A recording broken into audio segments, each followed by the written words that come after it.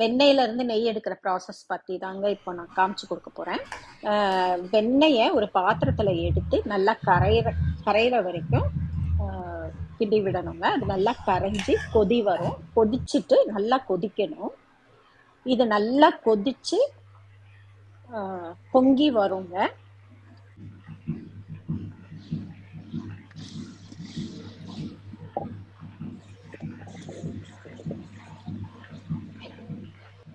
பொங்கி வரும். இந்த ஸ்டேஜ்ல பொங்கி வர ஸ்டேஜ்ல அடுப்பை ஆஃப் பண்ணிடணும்.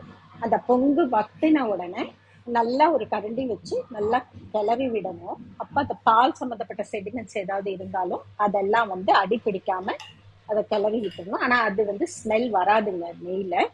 இதுல கல்லு உப்பு ஒரு 2 போடணும். அது பொரிஞ்சு வரும்போது முருங்கை இலை இல்லைன்னா கருவேப்பிலை போடலாங்க. நான் கருவேப்பிலை போட்டிருக்கேன்.